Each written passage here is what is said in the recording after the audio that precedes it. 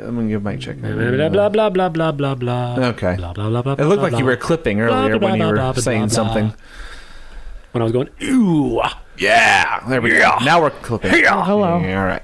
Sorry. Yeah. Sorry. Hello. Ears. All right. Earmuffs. Quiet on the set. Oh, I'm gonna do the pre-roll sponsor tag. The Lost in Transition podcast is brought to you by LB Endurance. LB Endurance, turning you into a legit badass. Learn more today at lbendurance.com.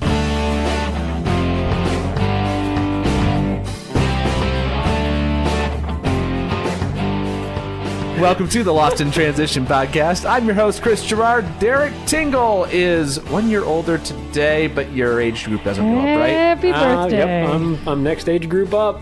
Oh, man. Well, you were from the beginning of the year, right? Yeah, it's the weird Legit. triathlon thing. Yeah. From January. Yeah, your birthday's in January we'll 1. see. Yeah. I'm still in the young age group. I've got a little more time yet. Lana Burrow here, too. And we Representing the Masters, Yes, apparently. exactly. All right. Well, we won't even go into that. Just, Hey, I'm getting comfortable there. yep. I'm a few years into it. It's a good place to be. You know what, though? It's opened up some new opportunities. You know, I was racing crits a couple weeks ago, and there's a women's only crit masters race. So women over 40 only in this race. Did you not win said race? No, I hit the podium, though, because it's categories 1 through 5. Oh, okay. So I got beat by, the winner was a Cat 1, second place was a Cat 2, there were 2 Cat 3s, and then me as a Cat 4. Yay! And I was ahead of some other Cat 3s, so I felt pretty good about that. There you go. But yeah, so it was good. Good prize money. It's the Empower Her Empower Her Women's Masters Crit Series. That's going on in Tennessee this year. Nice, So they've nice. got 6 different crit races across the state this summer. So I made one of them. I'm hoping to make another one. It was cold and rainy again last weekend. I just couldn't do it. It was like 3 crappy weekends in a row of racing. I just couldn't bring myself to it. I'd make some joke about just out surviving the competition on your way to a podium, but those masters are crazy. They're tough. There I are know. so Everybody many comes 50 back. and 60-year-olds that can just And here's totally the kick my thing. butt. For all the, all the youth and all the energy and the spunk and the strength and all that the youngins have, the masters make up for it in wisdom, tenacity, and like a serious will to kick each other's ass. See, like it is harshly competitive, but it's fun. I mean, That's the we thing. have If a you great really time. look at like triathlon and even cycling, just in Yeah. general, it's like that whole like 35 to 45 age bracket is just stacked with so Yes. much speed and talent, and they've been doing it long enough that they're smart. They're smart. That's the key. Like the young kids, the younger, they don't know how to play the race game. Like they're Yeah. fast, but they're fast. But you can outsmart them if you've been doing it. For I a do while. believe that. Yeah. So I mean, you look at who wins Ironmans these days. They're not 20 years old. So Hopefully you're not too old to know how to subscribe to the podcast. If you are, look for someone in a younger age group. Find us on iTunes, Stitcher, Google Play, the TuneIn Radio app, YouTube. You can stream it on Facebook. You can just go to the website, too. It's losttransition.com. Facebook and Twitter also there as well. We need to get on Instagram in the worst way. That is coming up. Connect with us there. Let us know who you'd like to hear about in upcoming shows. Tonight, I'm going to talk a little bit about open water swimming because as this releases, we are wrapping up the month of April. And it's still way too cold to get in the water, and no one in their right mind should do it. And yet, thousands of people, winter, yes. thousands of people are going to be doing it now all across the country. If you live in one of those spots where it's nice all year round to swim open water, we really hate you. You consider yourself very lucky because where it's. I remember last year. So we have upcoming this local race, the Hammer Sprint, and the last 2 years we didn't need wetsuit. Well, you had the option for wetsuits, but it was low 70s, and we're easily 10 degrees colder than that still. That was my first open water race too. What is it? It was. It's my first. Actually, it was my first triathlon ever. And you did open water for your I did an first open one. water for Nice. and somehow I managed to get myself right up next to the buoy talking to my friend about the time the gun went off. Ah, And so I immediately took like 10 strokes and had a panic attack. of course. Yeah.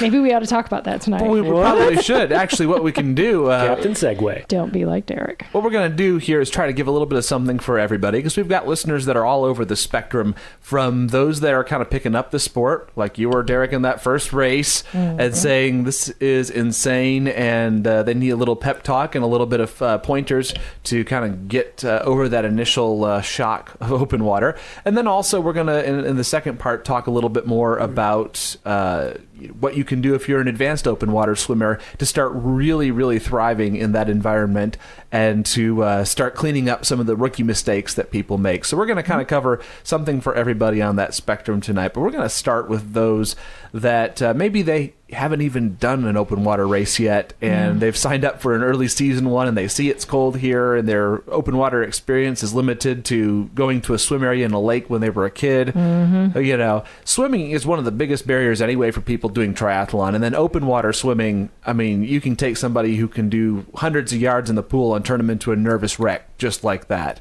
Yeah. So first off, let's cover some ways that are kind of good for either raw beginners or those that maybe just haven't been in the water since last summer to kind of ease into that open water environment and become one with the water. Well, one of the things I think a lot of triathletes we know come from a running background or a biking background. Not as many come out of a swimming background. Just kind of anecdotally, I know there's probably stats out there about it, but that being said, we'll make some up. Yeah, there we go. So, but it's 63% actually are cyclists, and like 20% runners. Really? No, I'm making that at all. I mean, totally making that up. I'm like, it's runners, man, it's runners.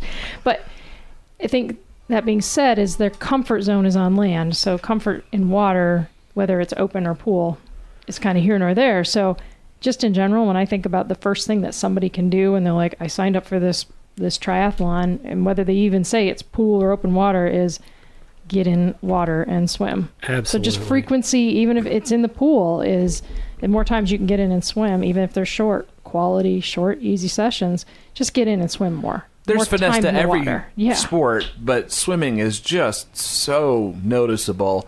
I've noticed it quite a bit because my swimming went down to nearly nothing, honestly, over the winter when I was doing the ultra, and it's like being in a foreign body of water right now. It's just totally weird. No, the feel is not there, and I know at least a little bit what the feel is supposed to be like. So that frequency is just so important with swimming. One thing with swimming that, and this is, I've not been doing that long.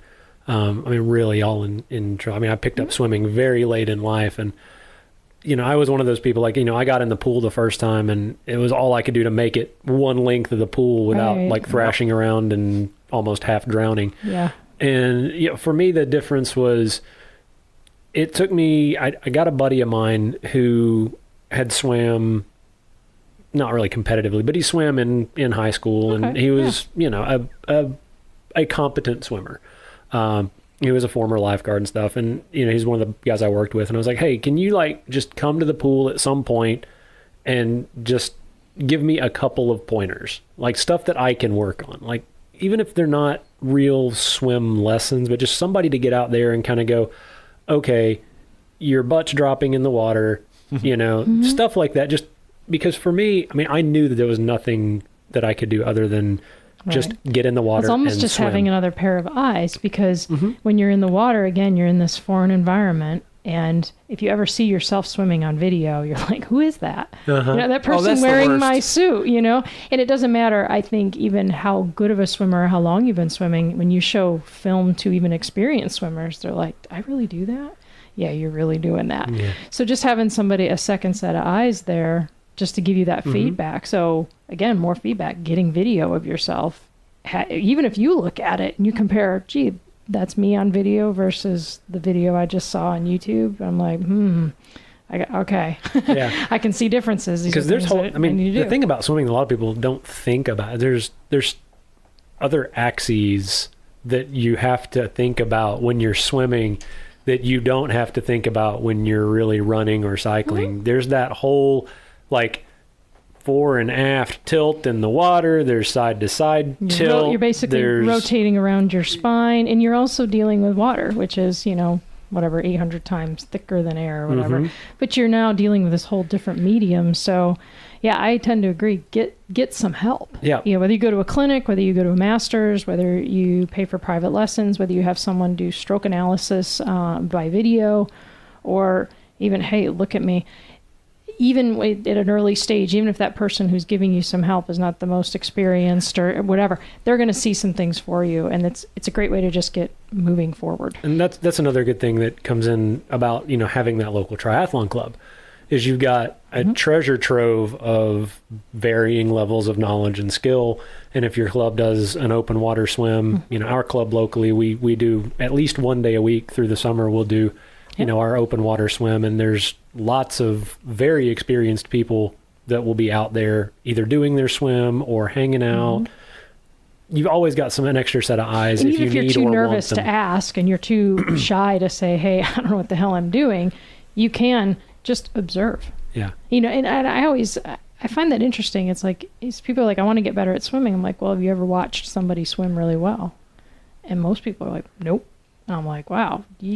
Step one. Step one, yeah. It's like the same thing with running or even cycling. It's like, know what you're kind of headed towards. And it's okay to be a little intimidated by that. But here, remember this. When you watch someone who's a world-class swimmer, I mean, even when kids are in high school swimming competitively, they're swimming hours per day. Right. Not a few hours per month, hours per day. I mean, these kids go in the morning, they do strength sessions, they go back in the evening. So 3-4 hours a day, 6 days a week, 20 hours in the water, and they're putting in some mileage, yes. not yardage, mileage. So that's why their strokes do look so consistent and so smooth, is because they work at it a ton. You'll never be there if you start at, the age of 35 or 40 or whatever. And I am in that camp, but I do pay attention. I do watch it. I do try to learn from it as much as I can, because it's like, I'll never put that time into it. But it doesn't mean you will always be a bad swimmer. You'll always struggle with it. Yeah. And I'll also add, too, you mentioned a lot of people are afraid to ask or anything. Don't be. Yeah. If you're going out to a local triathlon club open water swim session, somebody out there is going to want to talk about it. We all like to talk about what we do and how and why we do what we do. I mean, obviously, there's 3 of us here today that like to talk about triathlon and swimming and stuff. If you're listening, you probably like to talk about it. So ask, ask for pointers. It's there are people out there that want to help, and all you got to do is. And I think you even alluded it to. It's once you've been swimming in the pool a little bit, if you've signed up for an open water race, at the opportunity to get into open water and do some swimming, do it. It is very different. Yeah, it is very different, and do it before race day, not the day before race day, but try to get in before. And we're struggling with this right now, honestly, because the water is quite cold still. It's probably a month behind where it's been the last couple of years. So even those of us who are experienced and have all the gear, nobody wants to get in that water now. So it's where it does come in handy, though, when you're a member of a gym that keeps the pool like 2 stages above frozen at all times. Like I had water being added to my lane yesterday. Oh, fantastic. And so the lifeguard actually apologized when I got done. Like, I hope I didn't freeze you out too much. I said, if you throw some sticks and leaves in there and maybe some buckets seaweed. Buckets of ice. I mean, it's the Y pool, so it's not that far from that anyway. Everybody's like, I don't like swimming in murky water. I'm like, you swim at the Y. Right, there you go. Sorry, Y. It's good practice. Sorry. Yeah, it is what it is. But, when let's imagine the weather is warmer here.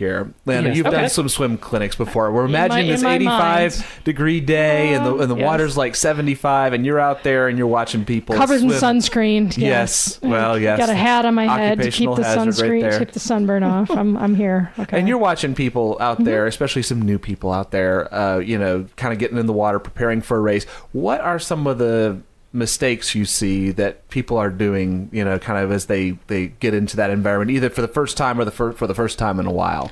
There's definitely a few things. I think when it comes to just specifically open water, sometimes we overthink it. We really get in our own heads way too much. And especially triathletes, we tend to be very cerebral, very thinking people, and we're always overanalyzing stuff. And, people say, like, what are you afraid of? And it's like, there's 8,000 things that come off their lips about what might be under the water or what might happen and this and that. And it's like, sometimes I'm like, here, I really want to be like, drink half a glass of wine or half a beer and get out there and just start swimming, don't be thinking about it, but just put your head down, put your arms forward, just like you're in the pool. It is different. It smells different. It looks different. It tastes different, but ultimately it's you with water. So the Lost in Transition just podcast does not endorse drunk swimming. no, but there's something to be said for calm, relaxing and calm. Chill a little bit. So kind of get out of your own head, not overanalyzing, not making yourself panic and freak out for no reason at all. And if you have a legitimate reason, work with somebody, work with confronting your fears and dealing with that. I think that to me is one of the biggest pieces, is just finding that comfort in the water and just sort of recognizing that, this is a weird environment, but you got to just at some point get in and push forward and realize nothing attacked me. I am okay. Find a buddy, go out there with someone you trust or someone on a kayak or another swimmer that's nearby. Take a swim buoy with you, but recognize there's going to be a lot of head stuff there. Get over it. And the thing that you can, through it. The things you can control are a good way to get your head wrapped around what is just right around you. And that's the thing that, I still have to do it to this day. Like when I'm in a race, when I first started, like everybody else, I didn't want to be touched. Like I don't like to be around people. I'm swimming. This is my thing. Don't hit me. Don't run into me. Just stay away. But now, if I want to be competitive, I got to get out there. I got to mix it up. I got to be in that front pack, especially racing off-road, so that I can get out and hit the trail. And you will be touched. And you will. But what I do is I focus on my stroke. Yeah. I stay right there in my little zone. I'm one arm, the other arm, and I'm constantly doing self-checks. It's I'll move from my arm position. I'll focus on my catch. I'll focus on my recovery.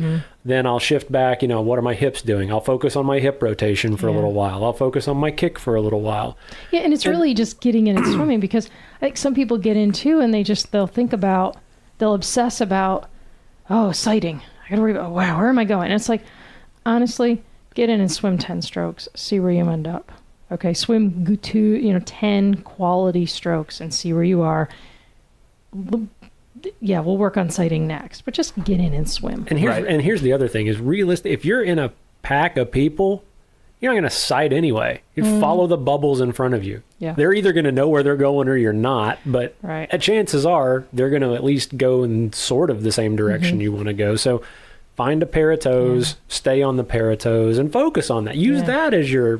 And here's the thing, and after you kind of get past this sort of head business, for beginners in open water, really it comes back to quality swimming. Then it's working on breathing, working on kicking, working on rotation, working on balance. Then it's back to just quality swimming. So it kind of goes back to the beginning where it's like, you want to be a better open water swimmer, you just need to be a better swimmer. Yeah. And not worry so much about which water you're in. Yep. Well, and to touch just a little bit more on the mental side of it, since that's really the big key, I think, for people that are either starting out or haven't been in a while. I think one thing that is so necessary is the ability to reset within that, because you're going to have a point, whether practicing or in a race or whatever, you're going to have a point at which something knocks you off your game, and your ability to reset and get back in rhythm. It's okay. It's okay to stop and collect yourself and keep moving on, but also developing a rhythm and occupying your mind, because that's another thing where, if you're running or biking, you've got a lot of visual cues. You've got a lot of stuff happening. You can stop, you've got that motion. Down. You can stop and put your anywhere feet down. You want. Right. If you're not worried about, you can breathe at any point you want. And honestly, this happens to me when I swim. I will hear something or sometimes taste or smell something that throws me off. It's usually that I hear something, and I wear earplugs, but if I hear a boat motor start up, you'll hear it under the water, and it's this weird high-pitched kind of like, and you're like, where is that? And you kind of lose all of your senses and your perception, and that is generally what will kind of wig me out. Or occasionally if I hit something with my hand or my foot, I'm working past that, but for me now, it's hearing things or smelling things suddenly, and it's like, it's unusual. I didn't expect it, but like you said, I need a reset point. So I always have to tell myself, first and foremost, don't freak out. It's okay. It's just breathe, just swim, roll over on your back, catch your breath, go back to your stroke. And that's usually what I do, is I fall back to a technique focus, and that's what takes me through. And I'm always like, just swim 3 more strokes. listen to it, figure out what it is. Or if I look around and I see another person next to me, I'm like, oh, okay, I'm not out here by myself. Yeah. Right. And that brings my heart rate down a bit. So, but it can happen. It will happen. And the first time, I remember, this is funny because it's about noise. So the very first triathlon I ever did was the Foothill Sprint when it was on Memorial Day. And I remember being on the pool deck and everybody's lined up and one at a time we're jumping in. There's not even open water. And there was music playing on the pool deck, right? And this music is just rocking and rolling. And the pool's full and I'm somewhere probably 2/3 of the way back. I don't know what I'm doing. But I'm like, all right, I can swim. And that whole pool, you can walk the whole way. Yep. And I remember jumping in the water. And the thing that freaked me out was I went from not hearing any music. I went from like hearing all this music to nothing at all. And that change in senses was just, it was the last thing I expected. And it freaked me right out. And I totally lost my jam. I was like, oh my God, I can't swim anymore. So I forgot how to swim for a good 4 laps. And then it was like, oh yeah, you do remember how to swim. There's music above the surface and there's none below. Get used to that. And then off I went and I was fine. But that kind of same thing happens even in an open water environment where you're just changing from being on land, erect, walking around to laying down in water. It's weird. It's just weird. And it's very weird. And the more times you do it, the more comfort you gain with it. And you're going from, somewhat of a calm environment, like, especially in an open water, you're going from a calm environment to complete chaos. Yeah. A mass swim start, there is so much shit going on. There's splashing, there's kicking. And you're racing, so the heart rate is up, adrenaline's pumping. And you're going to go out too fast because that's what you do. Yep. And yeah, let's talk pacing here, especially for the beginners and non-speedy swimmers. Being up in the washing machine is probably not the best. It's a terrible. Take it from experience. It's a terrible plan. It's a terrible plan. You're already going to get climbed over by the wave behind you. That happens a lot. And it depends on the start that your swim has. If it's a time trial start where you're going one at a time, and I've done open water races with that, you will be more comfortable kind of around people around your pace. So be towards the back, especially if you're not sure. Yeah. I always encourage people to start slow, no matter what the swim is. And especially with these cold temperatures we're about to get into, starting slow is going to be your best friend. Take your time, ease into it. Even if you wait, the gun goes off and everybody takes off, you can do a 5 count, a 10 count. You can sit there for 30 seconds if you want. That's exactly what I did. Start. My entire first season of triathlon. After I freaked out my first race, I would let the entire pack go. Right, because the alternative is you take off with everybody. And this is kind of how it goes. You get in the mix, you're there, you're pumped, you're excited, everything's going. You take off with everyone, and you go, 20 strokes maybe, and you run out of breath. Because you're just flying along and you have not done your normal breathing. You've not just been casually breathing every third stroke. And then suddenly you panic because you realize you're out of breath, you're struggling, you're in this weird environment, and it just hits you like, oh shit, here I am in the middle of this. And that's where the panic lays in. And when you're doing, if you volunteered on the water for a swim, that's where you look for people, is in that first 200 meters for a longer race, a shorter race, even just in the first 100. That's where we watch for people to have their biggest struggle. Because usually if you can get through that part, you can get through the rest. Yeah. That's where everybody kind of loses their shit. And it happens to pros. It happens to experience. I did it twice last year in races. And I was like, hey, great start. And then all of a sudden it was like, oh my God, I'm out in the water, I'm dying, And it was like, I should be able to win this. There's no way I can do that now. And I'm flipped over my back and just had to kind of work through it. And it was the worst swim ever. But once your heart rate gets there and you go to that panic place, you don't have a place to put your feet down. You can't rest on the wall. You don't have those props that you have in the pool. You have to somehow figure a way to go forward. And at that point, it is very hard. So the advice is don't get there. And at that point, too, you're also getting swam around over through everything's going on, because... And you got boats coming over to check on you, and, you're like, oh, everybody's watching me. Yeah, everybody's watching you because we care about you. We don't want you to get out of the water. So, and here's the thing. So if you are racing, you are allowed, if it's shallow enough, you can put your feet down. You can put your feet down at any time. If there's a kayak or a dock or a buoy that you want to put your hand on and hold on to and fix your goggles, catch your breath, just take a moment I would suggest not doing that at a turn buoy. I wouldn't do it at a turn buoy. Yeah, pretty good way to get. But you can always over. throw your arm up and look for a kayak, a ski boat, or whatever, a paddle board.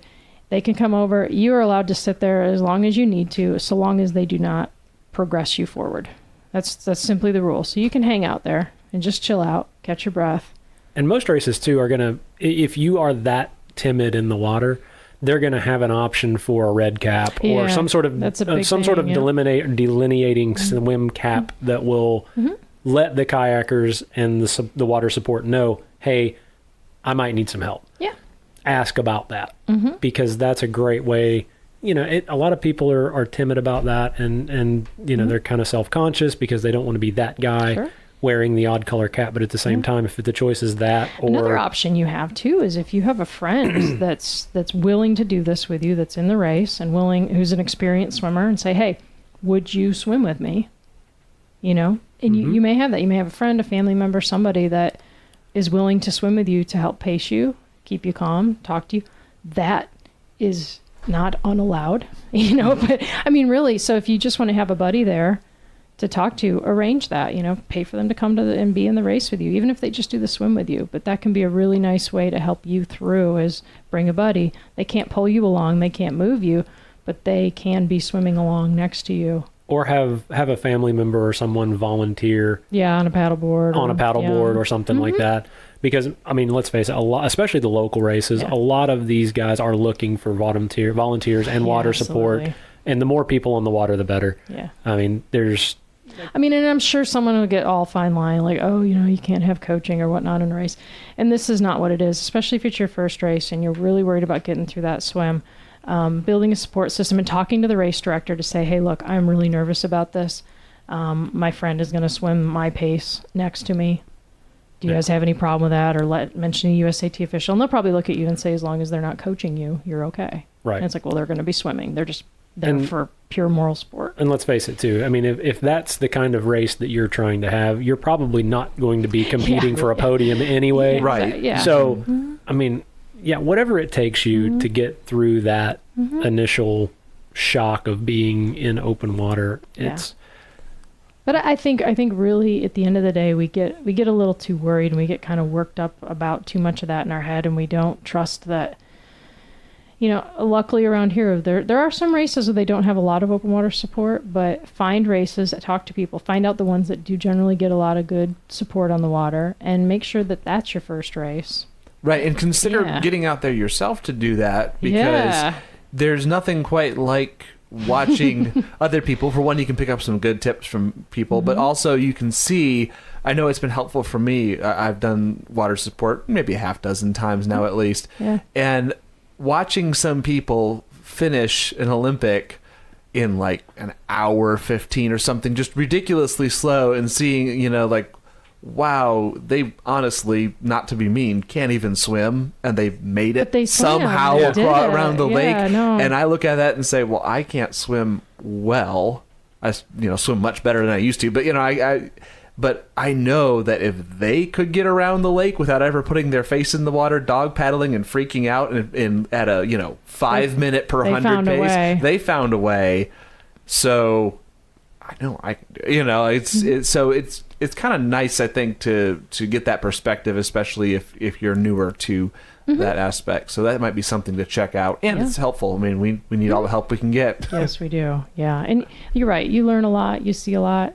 You might come up with things like, hey, that's a good idea. I hadn't thought of that. And just talking to somebody that's out there, you get that support both ways. Certainly.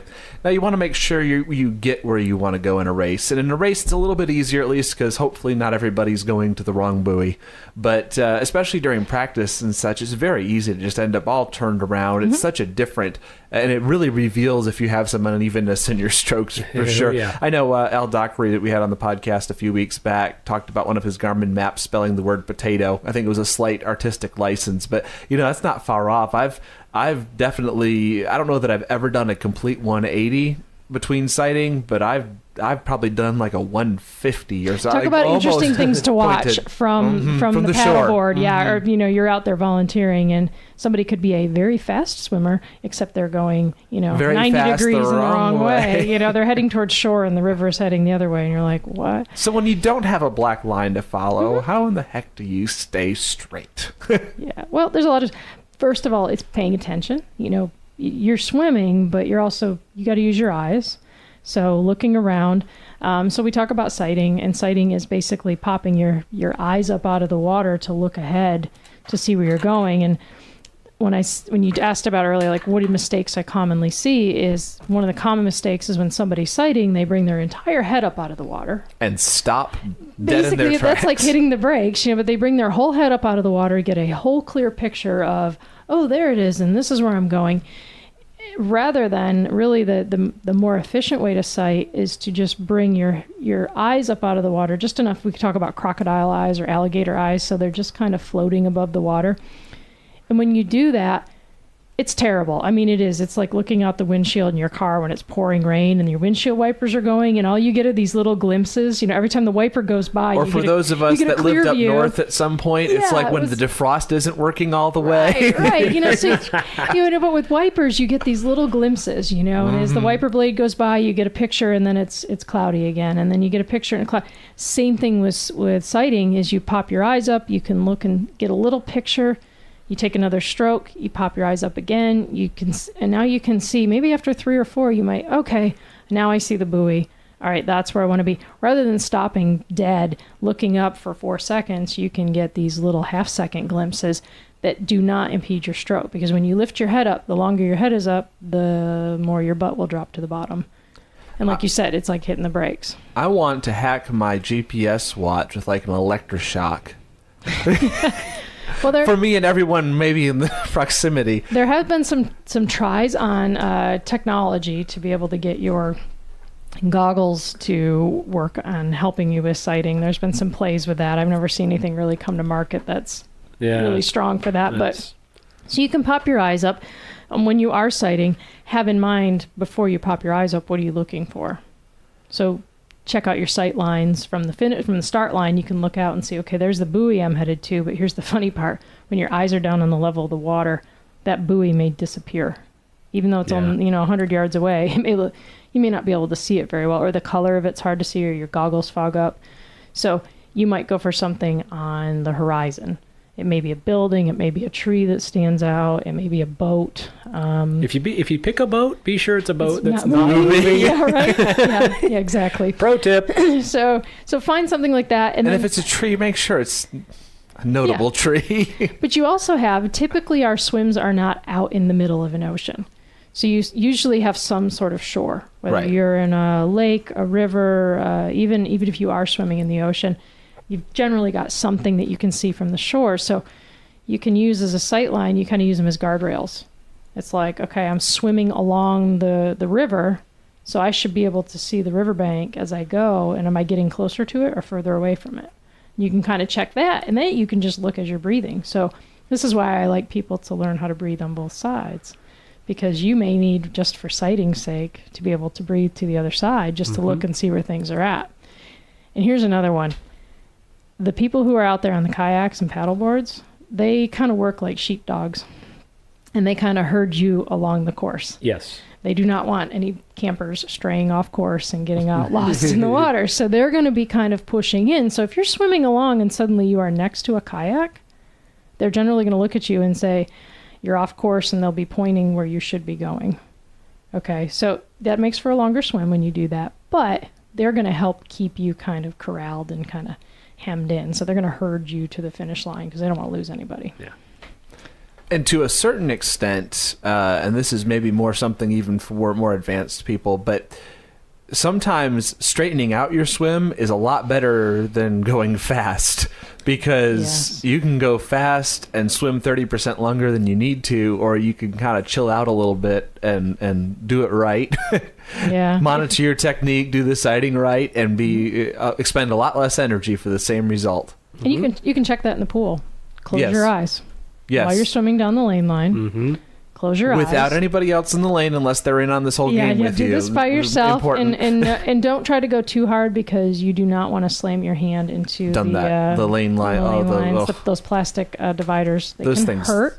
Yeah. They'll take skin off. They'll break nails. So do it for 5 strokes with your eyes closed. See, and then peek open or until you hit and the see lane where you line. are. Yeah, and go further and further till you get to the point where you can go the entire lane, and that tells you you've got a very balanced stroke. And most people do not have that. So that's another reason to breathe both sides, is that most people who breathe to one side tend to veer off in one direction or the other, depending on what fault their stroke has. Or you can also get if you know that you pull one way, you could learn to breathe to the opposite side, and then it just kind of straightens itself out as you go. Yeah, you can play with it. So, but the pool is a perfectly safe and good way to do that. Just close your eyes, see how far you can go before.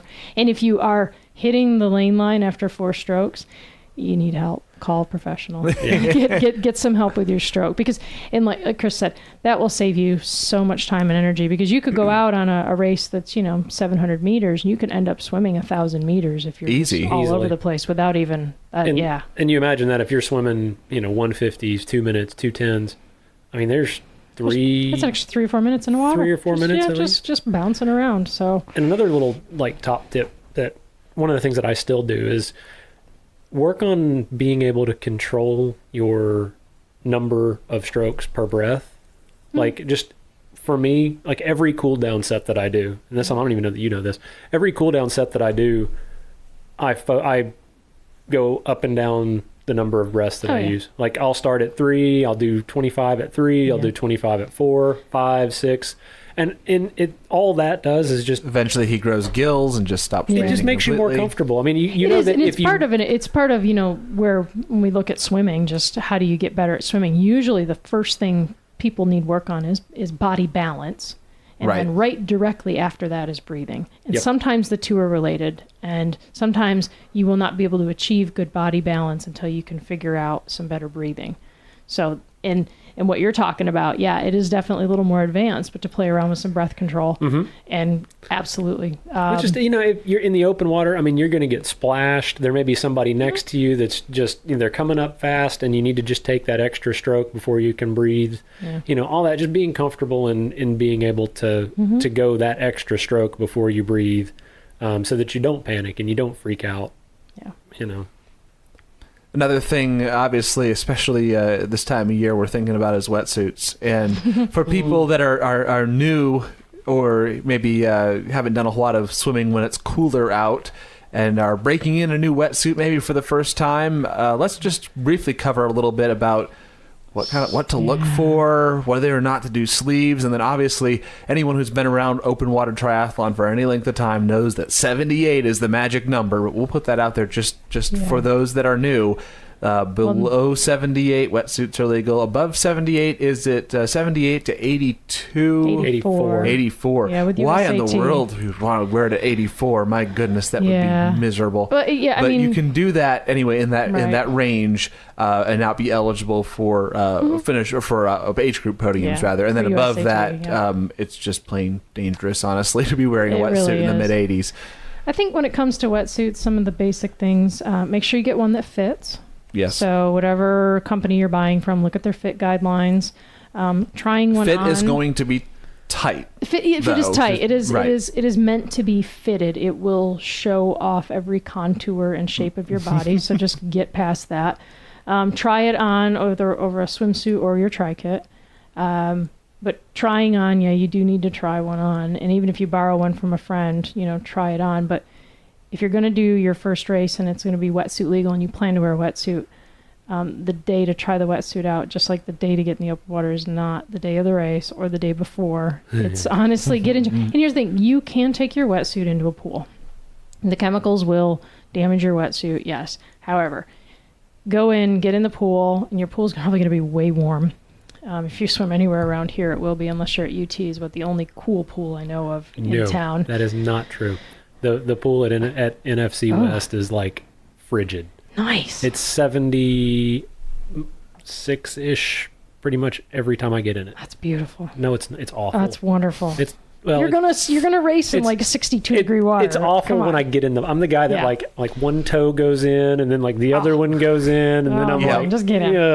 But anyway, get in that wetsuit. You can take it out in a pool. You have to rinse it very, very well when you're done, like, minutes and minutes of rinsing. But start out your practice in the wetsuit, swim in it a little bit, and learn how it changes your position in the water, how it changes your rotation, how it changes the movement in your arms, your range of motion may be affected.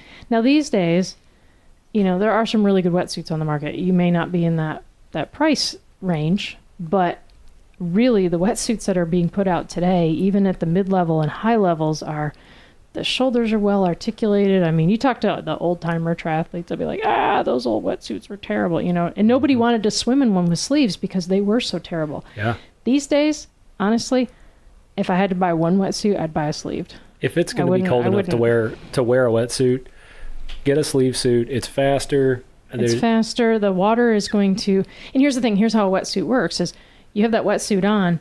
Water goes inside of it with you. Okay, it's a wetsuit, not a dry suit. But it takes a little time, so it leaks in nice and slow. It leaks in. Get in there and get some water in there. And you can, if you say you don't have time to get in the water very much before your race, you can pour water down inside your wetsuit, and your body heat is going to warm that water up. So you end up with this thin layer of warm water between you it's very and... Nice. Yeah, and that's honestly part of what keeps you warm is you have this little insulated There are ways layer. to make your own warm water for the wetsuit. Yes. And just like we knew Derek was going to bring that up. Oh, yeah. Yes. So you can warm your wetsuit up very quickly that way.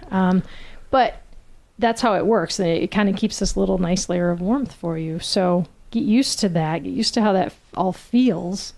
But try it out. And a brand new wetsuit is going to be stiff. I have one that's been broken in. I've been wearing it for like 7 years. Mm-hmm. It's awesome. It's floppy and great and wonderful. And it was a decent quality to begin with. So if you take care of a wetsuit, it can last you a very long time. So I would not hesitate to spend a little bit more. It's just like buying a good bike frame.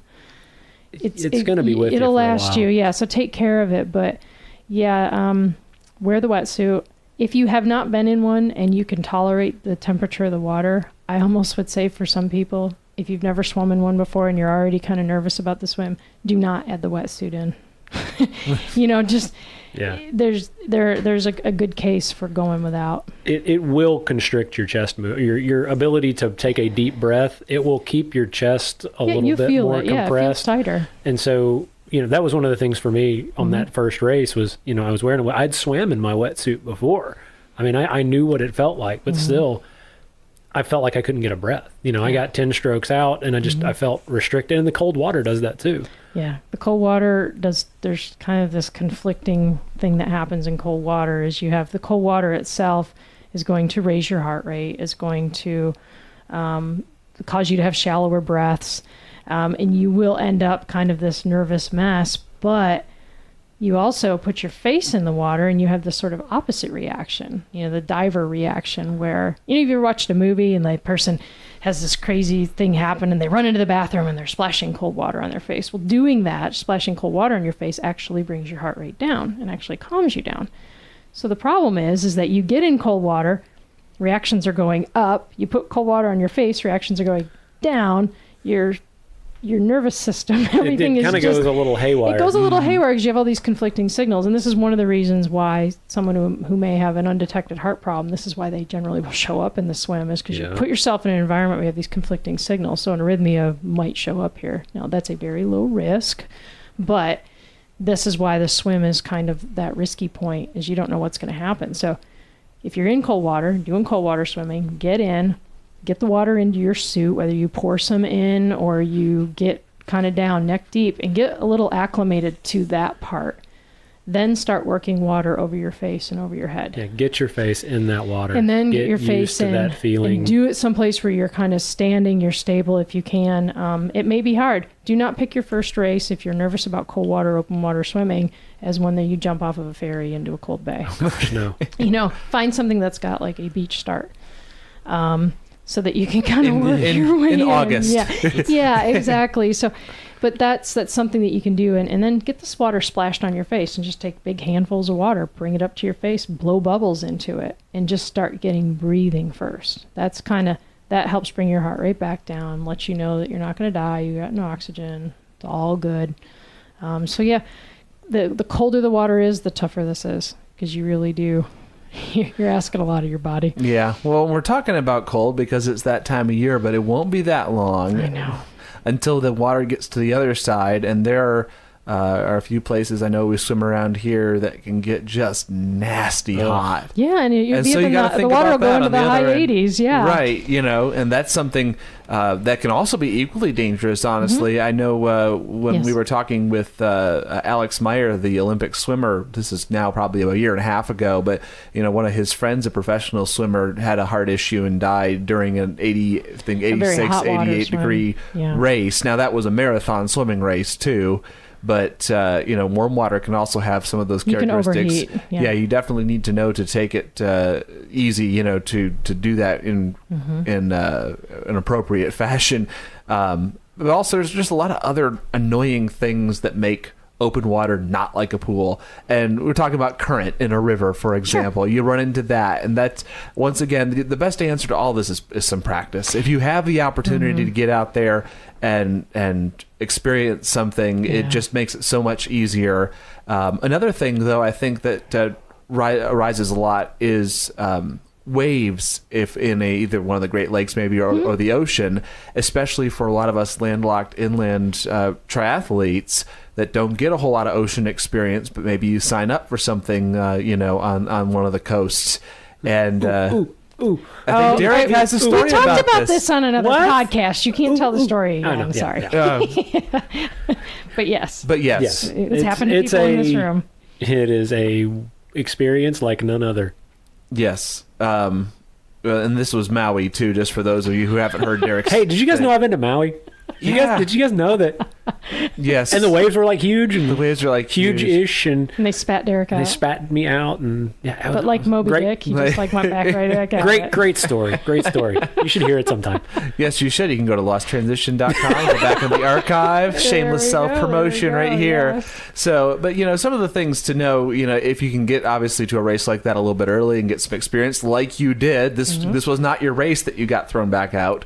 So, that practice beforehand is important. Go to a clinic, go to a camp, man. Oh, yeah. You can find your way to that water. You can learn a lot. You can see a lot online, too. And honestly, from what I have observed from people doing ocean races and triathlon and whatever, there are some races with big waves, but a lot of the time it's in some calm bay. It might be in the ocean, quote, in quotes, but there are not a ton of races that you're going to be tossed about by 6-foot waves. No. They do happen, but it's not. Yeah. Race directors don't do it for their entertainment, so more likely that you're going to have those kind of conditions. You're more likely to have the swim canceled or moved or shortened or something which might of that make your day for all we know. Yeah, exactly. So, but know that that's always a possibility. Some other environmental factors that you get to run into this, especially later in the year, you're going to see a lot of seaweed in places. Yes. Which is always fun for the grass, the cabbage. It just creeps out of the depths, and that's one of the things where it's almost better to have cloudy water where you can't really see it. Because when you're swimming over it and it's clear, it's like you're flying over this enchanted forest. It's just creepy. I'd just rather not know. I'd rather be blissfully ignorant as to what's below me in the water. Yeah, I'm always entertained by it. I'm like, ooh, cool, look, fish. Yeah, and it gets all tangled up in your goggles and it's not something. It's something that you'll just generally have to just deal with. But that's a good reason to not have such a deep catch, on your swim. And it's a great reason. I mean, there's obviously other great reasons for having a high elbow catch, but getting your arms up higher in the water and not reaching so deep on your stroke. If you have to switch to that in the middle of a swim, it can really throw you off. So, working towards that and keeping yourself out, if you do have a swim with a lot of cabbage, that'll help you. Well, another great reason to do that, too, is sometimes there are very shallow sections that pop out of nowhere. Yes, like, sandbar. I actually had to swim up a creek last year. And, of course, the creek was like 62 as well. It was like a mountain stream. It was disgustingly cold. Well, and it can happen around here really easily. Actually, the cove where we swim, there is a sandbar. It's right now, it's closer to the surface, obviously. But, you will come to those, and suddenly you'll reach down and get a handful of sand. That isn't so bad. You're reaching down and, or rather, scraping. Or slime. I've scraped my chest on gravel and rock before. Oh, wow. Which is, and I wasn't wearing a wetsuit at the time, so it just scraped me up good. But those shallow sections. Yeah. Yeah. Well, thank goodness for that. Yeah. But hey, pop up on your feet and run across it. Exactly. Well, yeah, that's the, but yeah, it's just one of those things. The Have shock you ever done a of it and tidal everything. race? A race that's in a tidal area. If the tide is low, you can end up walking. That happened at Rev 3 Williamsburg. I'm going to say the old Rev 3 Williamsburg old- course. Right. Yeah, we walked for a quarter mile before we swam. It was awesome. You could swim, but But it's like better to walk. you were walking the same pace. So it was just kind of like, do you want to lay down or be upright? Yeah. I was getting passed by people walking. I was swimming and I was getting passed by people you're like, walking. whatever, I'm like, just walk. screw Yeah, I'm this. just I'm gonna going to get up walk and walk. now. Yeah. Ready to take on that first Ironman, improve your next century ride time, or just build up from a sprint triathlon to your next bucket list event? Let LB Endurance Coaching be your guide on the journey. Head coach Lana Burrow brings her racing experience, coaching acumen, and education to craft a training experience that invigorates and challenges triathletes, cyclists, runners, and swimmers. LB Endurance offers one-on-one coaching, clinics, classes, training camps, and consultation. Certified, insured, and embracing the best of today's technology, Lana will turn you into a legit badass. Visit lbendurance.com to learn more and like LB Endurance on Facebook. So moving on a little bit to people that have done the open water thing for years now and have probably a lot of pool experience. Mm-hmm. But, a lot of people that don't do maybe pure open water racing, they may only have a few opportunities a year where they really practice and race. And there are just some differences that we've already covered quite a few of those. But I know there are issues of debate that are out there. One of which is, if you're wearing a wetsuit, how important is the kick? And how much should you actually focus on that? Because I've heard certainly, like if your legs are floating, just use your arms. That floats around out there. I'll say and it. I'm I gonna feel say a rant coming on. No, I'm not going to rant, but I will say it at the risk of criticism, and every swimmer and swim coach is entitled to their opinion on this. However, a wetsuit is not a substitute for a kick. Agreed. Just plain and simple. And we did the clinic this last weekend with a bunch of folks from the local club and watched them swim. And some people are like, well, I never do any kicking, and it was kind of funny. The other coach and I, we weren't laughing at it, but we were kind of amused, in general, because you don't have to tell us that, we can see it. Right. It's like it's like you watch enough people swimming, you can tell who practices kicking and who kicks, and then who doesn't. Whether or not it's necessarily going to make you faster or more tired, that's a nuance that is individual to the swimmer. But learning how to kick, practicing a kick, practicing engaging the muscles, and it's not about kicking the legs, it's about kicking from your core and from your hips. So it provides balance, it provides buoyancy, and when you learn how to do it right, and you have to actually be able to kick to finally engage it into your swim, but when you learn how to do it right, it becomes part of your propulsion. And you're not going to be, like Olympic level where they might get, 10% of whatever from their kick in the freestyle stroke. But it is a piece of propulsion that's very important. If you try to pull yourselves through the water with your arms, especially if you're an old person, you're in a master's hanging out with me, I do not have shoulders. I do not have the strength to do that. For me, it would be a disaster if I just tried to pull myself through the water all the time. So learning how to use a kick, learning how to engage my whole body in the swim is going to be far more successful. And talking about those other axes of the swim too. I mean, just this, even if it's just a slight kick, you're going to help keep yourself on that plane, so that your butt's not sinking. Mm-hmm. I mean, even with the added buoyancy of a wetsuit, your butt's still going to sink if you're not is a big piece if you're not kicking. So, I mean, even just in a wetsuit, I'm probably kicking less. I mean, I'm shrinking the size of my kick, but I'm still kicking. Mm-hmm. I'm still moving my legs. I'm still using that to keep me stable and to keep that balance in the water like you're talking about. Mm-hmm. So, definitely I'm in the kick camp when it comes to wetsuits. Yeah, and there's always this, I don't want to tire my legs out for the bike. If you're going to tire your legs out in the swim... for the bike, then you should have done more work on the bike. Level of fitness bring up in general. If you are kicking that hard, you are doing it wrong. If that's tiring you out. But really, again, it comes to practice, more time in the swim, and get some help with your swim. It reminds me a couple of years ago, the Xterra Knoxville. I was watching that year. That was the year that I did Ironman, and I was there watching. And the guy that led the swim, he was doing a relay. Mm-hmm. Dude had a rooster tail behind him. I mean, he was kicking so hard. I mean, had to have been a good 2 or 3 foot rooster tail behind this kid. I mean, and he was blazing too. I mean, he came around that quarry at least a minute or two ahead of the next person. Mm-hmm. And it was just like, holy crap, he looked like a speedboat. But if you watch, but here's the thing, and this is swimming. If you watch swimmers, 25s, 50s, that's sprinting. And if you watch those guys, it's just arms and legs and water everywhere, okay? Right. They are actually using that kick as full-on part of the motor. Mm-hmm. Once you move over to 100 and anything longer, the kick becomes less of it, but it's still important. It's still part of it. You watch a 1500, they're kicking. Yeah.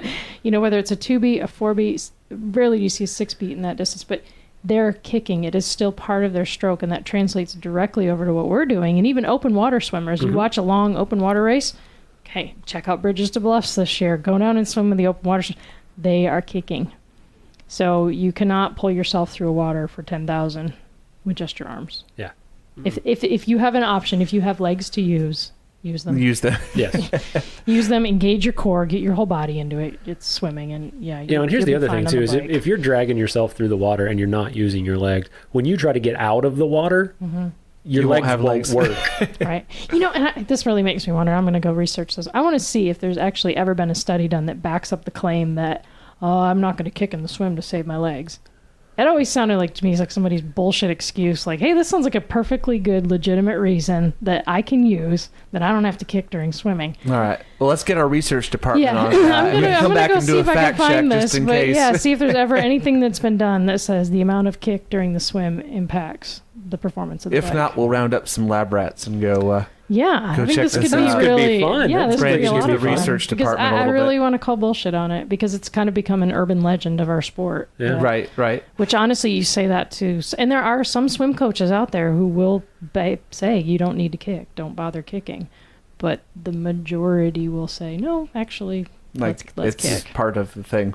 Another technique thing that can be maybe somewhat situational or individual is faster turnover versus a longer stroke. And that applies not only in open water, but also in the pool as well.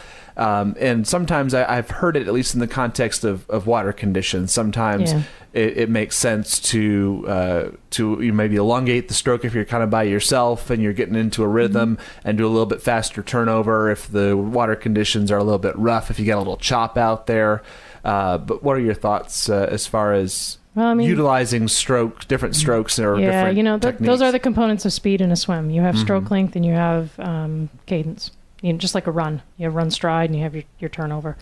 Obviously, arguable on the bike. You have gearing and you have cadence. Right. This is really how we generate speed. But you will see, generally in open water, a faster turnover and a slightly higher body position in the water because the water is not smooth. I got into the pool yesterday and there was nobody in it. I had the entire thing to myself. Those are and the it was most just like, wonderful days. And there are times of day when you can go swimming and the water will look absolutely flat. Kind of the early morning or late in the evening, everything's settled down. And even open water, it looks pancake flat. And once you get out there and you're in it, you're like, hey, it's not flat at all. It's moving, it's undulating, there's waves. And because of that, to get a clear breath, honestly, and to get clear sighting, you need to carry yourself a little higher in the water. And one way to do that is to not only increase your turnover, but shorten up your stroke a little bit. Kind of like if you watch someone who was a water polo player or watch somebody playing water polo, they kind of have this high over the barrel arm turnover. You kind of are shifting a little more towards that rather than having a nice, long, smooth stroke.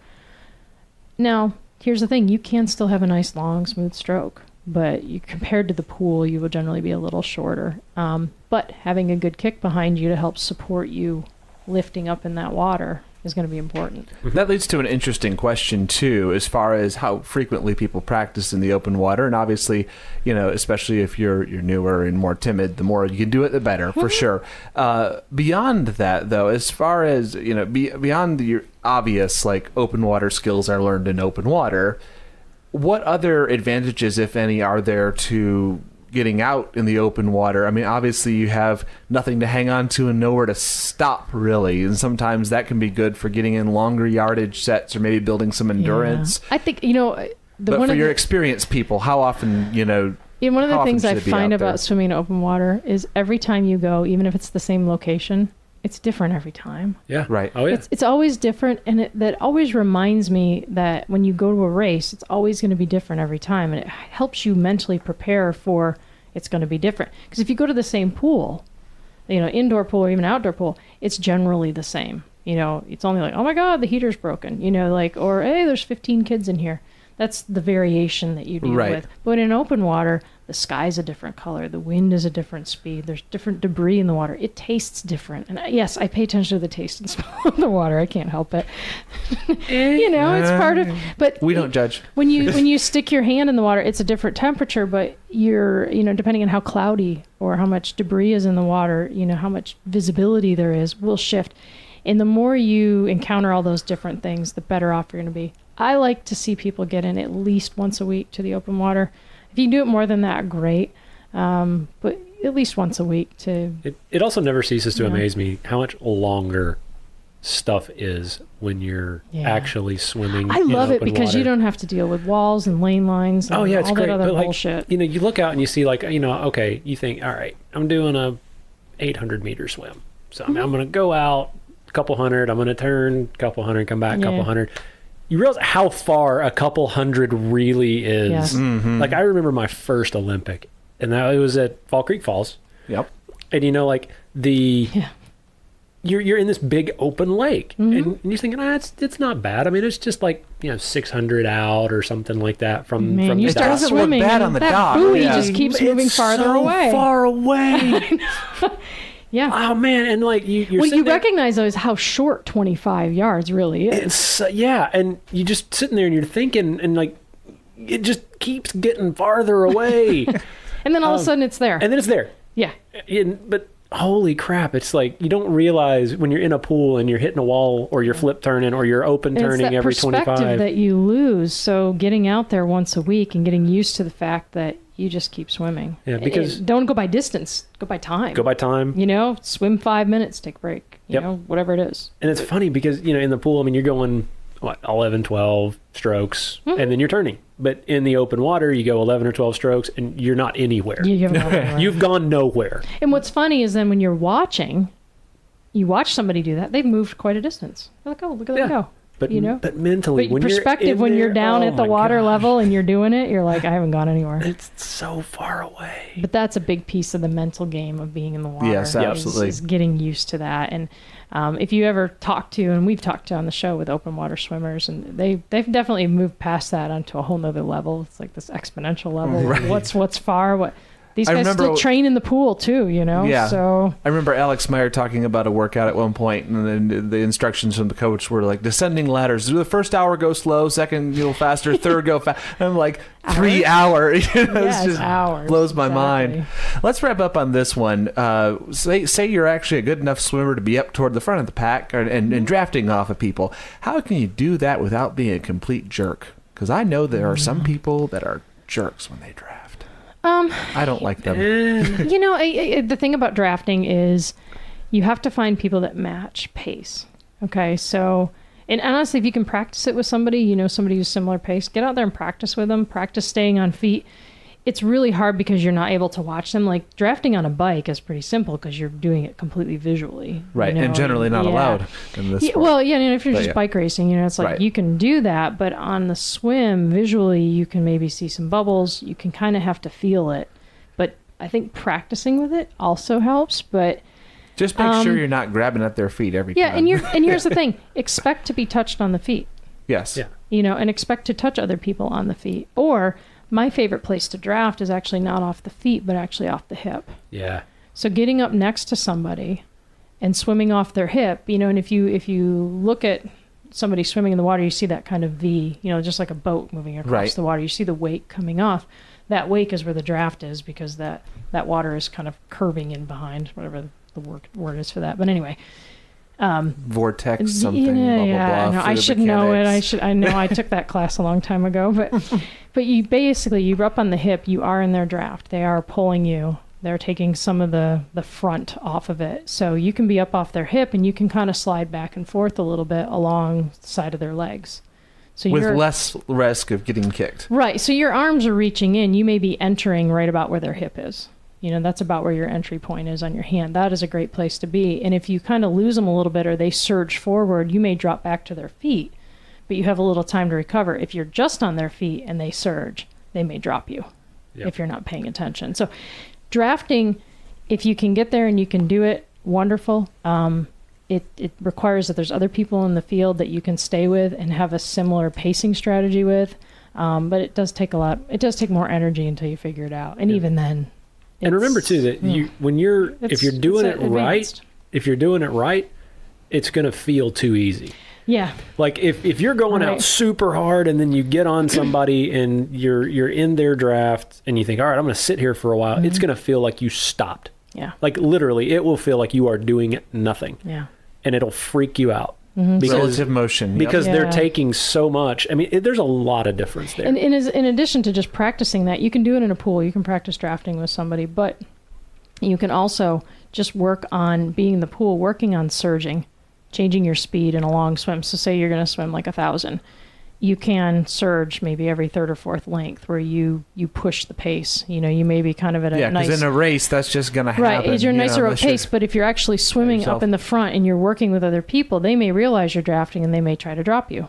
They may try to change line, or something may happen, or you may try to get up on somebody's feet. So aerobically, you need to be ready for that, and your stroke needs to shift as needed for that. So you need to be able to get up onto feet and then let your effort drop back to hang with them. Yeah. And if they pull ahead, you've got to be ready to surge again. So practicing changing your speeds and consciously changing your speeds while you practice swimming will serve you a lot of good things. Don't swim one speed when you practice. I'll leave it at that. I'm excited to get in the open water. It needs to warm up a little bit. Once we get there, give it another week or two. Sunshine But this has put me in the great mindset of, it's interesting. And when you do get to that point where it becomes trivial, and I myself, I know I'm in a position where, because the swim's kind of fallen off a little bit, the first couple times out are going to be a little bit rough. That's kind of how it goes. Yeah, but I've been in a spot before too, as an adult onset swimmer, where I was like, I'm in the middle of the lake and it's okay. Like I can make it 100 or 500 yards that way and 500 yards that way or 1,000 yards. I can keep going all day. Like I can make it for miles. It can really open up the possibilities. And if you hate swimming at the pool and you hate the chlorine and all the things about, I'm not a particular fan of swimming in the pool myself. I actually prefer open water. Those first few times in though are always a little like, it's a little weird. But then once I'm out there and now it opens up, it's like, man, how far can I swim? Well, how far can I swim? Let's go check it out. So it opens up a whole nother sport. And there's on that whole cold water thing, there are a certain set of rules as a cyclist that one follows. And there is rule 5, which happens to be harden the up. Yeah. So you can transfer that over to swimming as well, Chris, and put your wetsuit on, harden up. Depending on when this show drops, here it is, guys.